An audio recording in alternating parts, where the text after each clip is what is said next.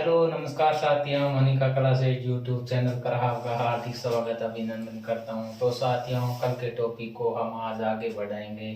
कल हमने 1813, 1833 और 1853 का चार्टर एक्ट पढ़ा था और इसके बाद में आज हम 1858 का भारत शासन अधिनियम और 1861 का भारत शासन अधिनियम और 1892 का भारत शासन अधिनियम के बारे में अध्ययन करेंगे। तो सबसे पहले हम पढ़ते हैं 1858 का भारत शासन अधिनियम। इस इसमें महारानी विक्टोरिया थी, इंग्लैंड की महारानी विक्टोरिया थी और गवर्नर जनरल का पद था, उसको वायसराय कर दिया गया और प्रथम वायसराय कैनिंग था। और इलाहाबाद घोषणा पत्र को कैनिंग ने सुनाया। इसी एक्ट के तहत इलाहाबाद घोषणा पत्र आया था, उसमें गवर्नर जनरल कैनिंग था और कैनिंग ने ये इलाहाबाद घोषणा पत्र सुनाया। और ईस्ट इंडिया कंपनी का शासन इसी 1857 की क्रांति और इसके बाद में 1857 की क्रांति के बाद में 1858 का भारत शासन अधिनियम आया और इसके बाद में ईस्ट इंडिया कंपनी का शासन ब्रिटिश क्राउन के पास चला गया। और इसी एक्ट के तहत भारत परिषद का गठन किया गया और भारत परिषद का हेड भारत सचिव कहलाता और इसकी सहायता के लिए 15 सदस्य नियुक्त किए। और इसी एक्ट के तहत मुगल सम्राट पद का अंत कर दिया गया और बीओडी बोर्ड ऑफ डायरेक्ट और बोर्ड ऑफ कंट्रोल का भी अंत कर दिया गया। और इसकी शुरुआत ईस्ट इंडिया एक्ट 1784 के तहत हुई थी और 1858 भारत शासन अधिनियम के तहत इसका अंत कर दिया गया।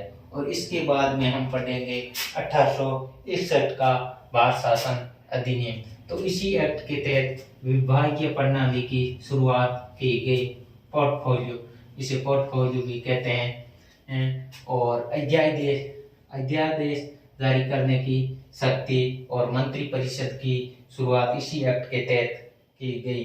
और अध्यादेश जारी करने की शक्ति के तहत ही ये जेम्स विलियम ने बजट पेश किया था। और इस एक्ट के तहत ही मुंबई और मद्रास हाई कोर्ट की स्थापना की गई। अब पढ़ेंगे 1892 का भारत शासन अधिनियम। इसमें अप्रत्यक्ष निर्वाचन प्रणाली की शुरुआत की गई और बजट पर बहस करने और इसमें प्रश्न पूछने का अधिकार भी दे दिया गया है। एक बार हम इसको वापस रिवीजन कर लेते हैं। 1858 भारत शासन अधिनियम, इस समय इंग्लैंड की महारानी विक्टोरिया थी और गवर्नर जनरल का पद क्या कर दिया गया, वायसराय कर दिया गया था। और फर्स्ट वायसराय कौन था, कैनिंग। और कैनिंग ने इलाहाबाद घोषणा पत्र सुनाया था। और ईस्ट इंडिया कंपनी का शासन 1857 की क्रांति के बाद 1858 एक्ट में ये ब्रिटिश क्राउन के पास था और इसी के तहत भारत परिषद का गठन किया गया था और इसका मुख्य हेड भारत सचिव कहलाता था और इसमें कुल 15 सदस्य थे। और इसी एक्ट के तहत मुगल सम्राट के पद का अंत कर दिया गया था और बीओडी और बीओसी का भी अंत कर दिया गया। 1861 का भारत शासन अधिनियम, इसी एक्ट के तहत विभागीय प्रणाली की शुरुआत की गई और अध्यादेश जारी करने की शक्ति इसी अधिनियम के तहत दी गई और जेम्स विल्सन ने इसमें बजट पेश किया था। और इसी एक्ट के तहत मंत्री परिषद की शुरुआत की गई और मद्रास व मुंबई हाई कोर्ट की भी स्थापना की।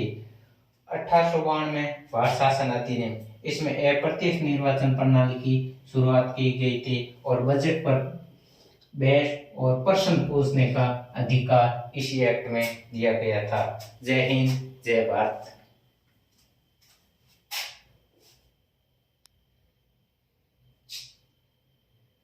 और